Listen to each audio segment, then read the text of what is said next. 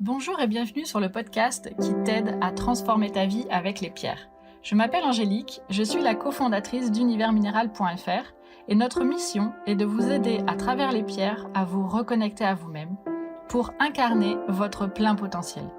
Nous allons vous guider dans l'expérience de la lithothérapie pour reprendre le plein pouvoir sur votre vie et vous libérer afin de vivre une vie en conscience et en bien-être. Si ce podcast vous plaît, n'hésitez pas à nous soutenir en nous notant 5 étoiles sur votre plateforme d'écoute ou simplement en ajoutant un commentaire bienveillant. On vous remercie, on vous embrasse et on vous souhaite une bonne écoute.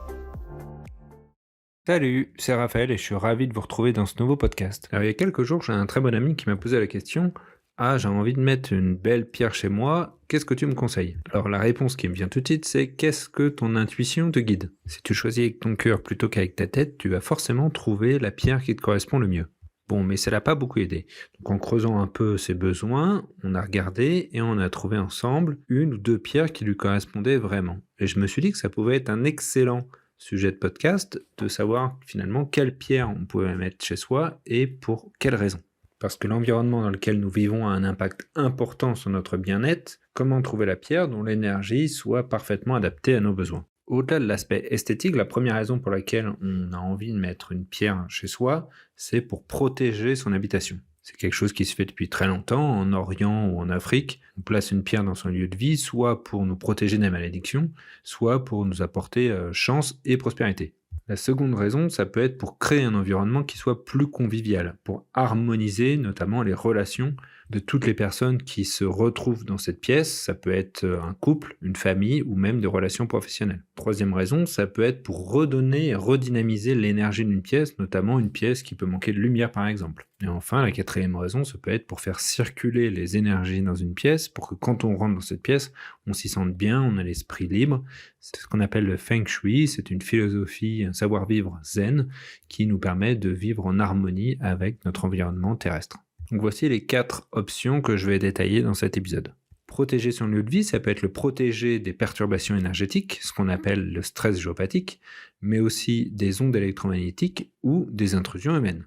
Ces perturbations énergétiques, qui sont des perturbations énergétiques naturelles, peuvent avoir des effets qui sont néfastes sur notre santé, comme perturber notre sommeil ou entraîner la fatigue, et puis ensuite derrière on est plus irritable et on a du mal à créer des bonnes relations, on n'est pas dans une bonne énergie. Pour atténuer ces perturbations énergétiques, on peut harmoniser son espace de vie ou utiliser différentes pierres qui vont bloquer le stress géopathique dans une pièce. Pour ça, il faut placer 4 pierres identiques aux 4 coins de la pièce. Plusieurs pierres qui bloquent le stress géopathique, comme la storotide ou l'amazonite par exemple. Pour bloquer les ondes électromagnétiques ou les atténuer très fortement, il y a 2 pierres qui sont très indiquées. La première, c'est la tourmaline noire, la deuxième, c'est la shungite.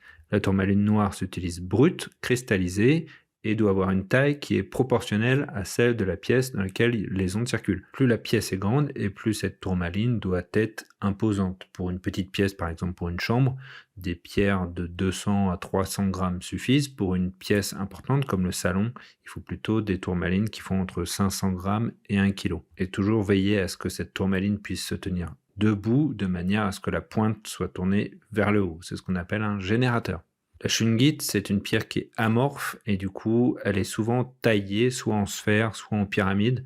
Et cette shungite est à placer à côté des appareils électroniques qui reçoivent ou qui émettent une onde électromagnétique comme un téléphone portable, une box Wi-Fi ou un ordinateur. Pour protéger sa maison des intrusions, vous pouvez utiliser du sardonyx qui est une variété d'agate rubanée et ce sardonyx est à placer à côté des fenêtres. Pour redynamiser l'énergie d'une pièce ou lui apporter de la lumière, parce qu'elle manque de lumière naturelle, vous pouvez utiliser du cristal de roche et de la calcite orange. Ce sont 2 pierres qui fonctionnent très bien pour redynamiser une pièce qui manque de lumière naturelle. Par contre, je vous déconseille de mettre ces 2 pierres dans la cuisine ou dans une chambre. Dans la chambre, on va plutôt utiliser une améthyste ou un quartz rose pour justement pas dynamiser l'énergie, mais la calmer et puis favoriser l'endormissement et le sommeil. Pour harmoniser les relations au sein d'une pièce, on peut utiliser les mêmes pierres que pour harmoniser des relations dans le quotidien, c'est-à-dire le chrysocole, l'apatite bleue et la cordierite. Le chrysocole, qui est la pierre par excellence pour harmoniser la relation, est à utiliser taillée et polie. L'apatite bleue, qui est une pierre de stabilisation des relations, notamment au sein du couple, est à utiliser taillée et polie également, c'est comme ça qu'elle révèle toute son énergie. Et enfin, la cordierite, qui est une pierre qui est pléochroïque, c'est-à-dire qu'elle change de couleur selon l'angle dans lequel on la regarde. Donc là, en l'occurrence, elle passe du bleu indigo au marron. C'est une pierre dont l'énergie va éliminer les discordes et les tensions. C'est une pierre dont je ne vous ai pas beaucoup parlé encore, c'est une pierre qu'on utilise dans les rituels chamaniques parce que c'est une pierre de vision et d'intuition.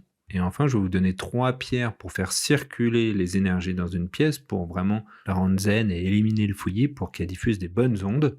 La prénite, qui incite à éliminer le désordre dans son espace de vie, mais également dans sa tête, c'est une pierre qui est plutôt à utiliser brute si on veut la placer dans un environnement. La fluorine, qui est une excellente pierre d'ordre et d'organisation, c'est également une pierre à utiliser sous sa forme cristallisée. Donc la fluorine cristallise en cristaux cubiques ou octaédriques, et elle peut être avec ou sans gangue. La gangue, c'est le matériau naturel qui a servi de support à la cristallisation de la fluorine. L'important, c'est que les cristaux soient bien formés et bien cubiques. Et enfin, la pierre Feng Shui par excellence qui est utilisée en Orient depuis des millénaires, c'est le jade, qui est utilisé sous sa forme polie et qui apporte chance, bonheur et prospérité. Donc, quelque part, un must-have, il faudrait avoir du jade dans toutes les maisons, ça serait super. Je vous remercie de m'avoir écouté.